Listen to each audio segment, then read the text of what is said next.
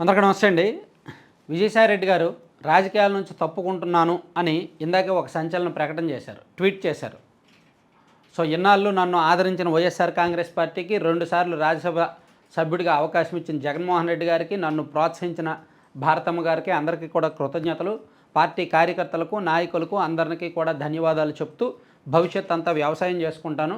నేను ఏ పార్టీలోనూ దూరను, ఏ పార్టీలో కూడా చేరను. నాకు చంద్రబాబు గారితో వ్యక్తిగత విభేదాలు లేవు. పవన్ కళ్యాణ్ గారితో నాకు చిరకాల స్నేహం ఉంది.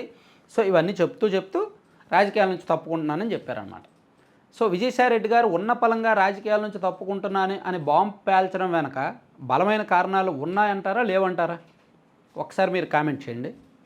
విజయసాయిరెడ్డి గారు ఇలా ఉన్న పలంగా కారణం, బలమైన కారణం ఉండే ఉంటుందా లేదా? నాకు తెలిసినంత వరకు కొన్ని కారణాలు అయితే ఉన్నాయి. విజయసాయిరెడ్డి గారి రాజకీయ జీవితం అంతా వివాదాలమయం. ఆయన రాజకీయాల్లోకి అడుగుపెట్టిందే అవినీతి కేసుల ద్వారా. అసలు విజయసాయిరెడ్డి గారు ఎవరికైనా తెలుసా? జగన్మోహన్ రెడ్డి గారు అందరికీ తెలుసు. ఎలా తెలుసు? జగన్మోహన్ రెడ్డి గారు అంటే రాజశేఖర రెడ్డి గారి బిడ్డగా అందరికీ తెలుసు. వైవి సుబ్బారెడ్డి గారు అందరికీ తెలుసు, రాజశేఖర రెడ్డి గారు తోడలుడు. సజ్జల రామకృష్ణారెడ్డి గారు అందరికీ తెలుసు, సాక్షిలో పనిచేశాడు, సాక్షి జనరల్ స్కూల్ ప్రిన్సిపల్ అని. విజయసాయిరెడ్డి గారు ఏ విధంగా తెలుసు? జగన్మోహన్ రెడ్డి గారి కేసుల్లో పార్ట్నర్గా తెలుసు. జగన్మోహన్ రెడ్డి గారు A1 అయితే విజయసాయిరెడ్డి గారు A2 అని తెలుసు. జగన్మోహన్ రెడ్డి గారి సంస్థల్లో ఆడిటర్ ఇతనే అని తెలుసు. అంటే ఆయన వైసీపీకి పరిచయం అవ్వడమే, రాష్ట్ర ప్రజలకు పరిచయం అవ్వడమే ఒక వివాదాస్పద అవినీతిమయమైన కేసుల ద్వారా పరిచయం అయ్యారు. ఆ తర్వాత ఆయన మాటలు, ఆయన ట్వీట్లు, ఆయన వ్యవహార శైలి అంతా కూడా వివాదాలే, అడుగడుగున వివాదాలే. ఆయన ట్వీట్లలో ఒక 10 ట్వీట్లు చేస్తే అందులో 8 ట్వీట్లు సిల్లీగా పిచ్చి కామెంట్లు, సిల్లీ కామెంట్లు, ఎక్కువ రెచ్చగొట్టేలా ఉంటాయన్నమాట. సో అడుగడుగున వివాదాలు, అవినీతి కేసులు, ఆరోపణలు. కులం అంటే కమ్మ మీడియా అనే పదాన్ని సృష్టించింది ఆయనే. 2014-13 ఆ టైంలో. అప్పుడు వరకు కమ్మ మీడియాని ఎప్పుడూ అనలా. రాజశేఖర రెడ్డి గారు ఇన్నాళ్ళు రాజకీయం చేశారు. ఆయన కూడా ఈనాడుని, ఆంధ్రజ్యోతిని విభేదించారు. కానీ కమ్మ మీడియా అనే పేరు పెట్టలా, ఒక సామాజిక వర్గాన్ని పేరు పెట్టలా. ఆ 2 పత్రికలు అని మాత్రమే అనేవాడు రాజశేఖర రెడ్డి గారు.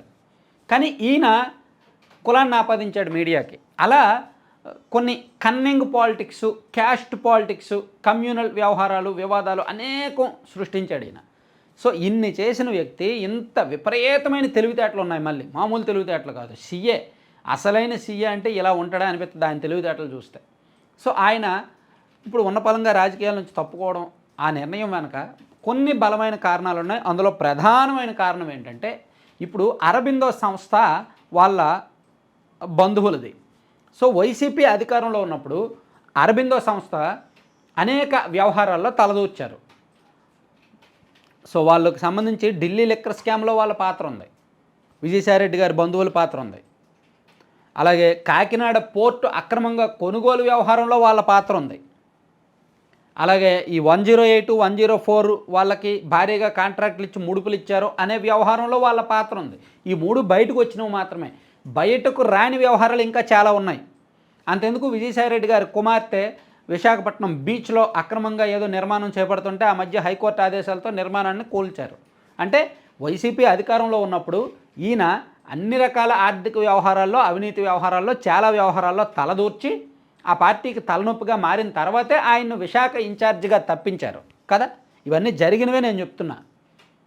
సో ఇన్ని వివాదాలు, ఇన్ని అవినీతి ఆరోపణలు ఉండి ఇప్పుడు ఆయన సైలెంట్గా ఎలా ఉంటారనుకుంటున్నారు? బహుశా ఏమైనా ట్రాప్ వేశారేమో కొన్నాళ్ళు సైలెంట్గా ఉండడానికి.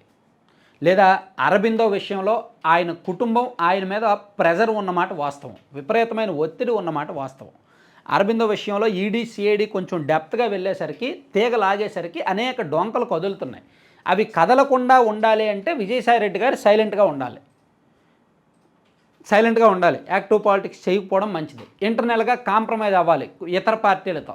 వైసీపీలో ఉంటూ, రాజ్యసభ సభ్యుడిగా ఉంటూ ఇతర పార్టీలతో కాంప్రమైజ్ అవ్వలేడు కదా.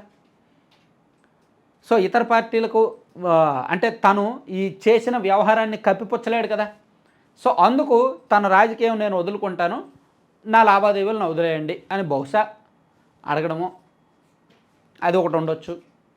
ఇలా అనేక చీకటి వ్యవహారాలు ఉన్నాయి.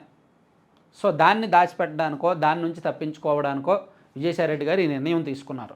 అయితే ఆయన ట్వీట్ చేస్తే సాధారణంగా విజయసాయిరెడ్డి గారు ఇటువంటి వ్యక్తి ఒక రాజ్యసభ హోదాలో ఫ్లోర్ లీడర్గా పనిచేసిన వ్యక్తి నేను రాజకీయాల నుంచి తప్పుకుంటున్నాను అంటే కింద అయ్యో మీరు తప్పుకోవద్దు సార్, మీలాంటి పెద్దోళ్ళు ఉండాలి సార్, మీలాంటి వాళ్ళు ఉండాలి సార్, మీ అనుభవం పార్టీకి ఉపయోగం సార్, అటువంటి కామెంట్లు వస్తాయేమో అనుకున్నా.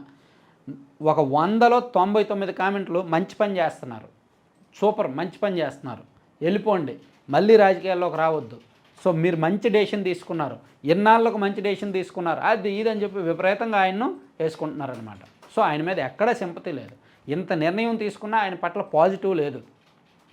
ఆలోచిస్తున్నారు ఇదేమైనా ట్రాపా, ఇదేమైనా మారు ఆలోచన, మళ్ళీ ఒక 6 నెలల తర్వాత 1 ఇయర్ తర్వాత మళ్ళీ రాజకీయాల్లోకి వచ్చి మళ్ళీ వైసీపీలో యాక్టివ్ అయ్యి ఏమైనా పావులు కదుపుతాడా అని.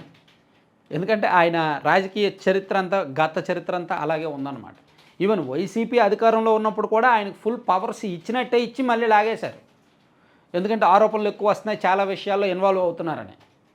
సో మొత్తానికి ఇది ట్రాపా కాదా అనేది తెలియాలంటే ఒక 1 ఇయర్ ఆగాలి. ఈ రానున్న 1 ఇయర్ నిజంగానే ఆయన రాజకీయాల నుంచి తప్పుకొని ఆయన పని ఆయన చేసుకుంటాడా, లేదంటే అప్పుడప్పుడు ఎవరినైనా కెలుగుతో డిస్టర్బ్ చేస్తూ ట్వీట్లు పెడతాడా అనేది చూడాలి. Thank you.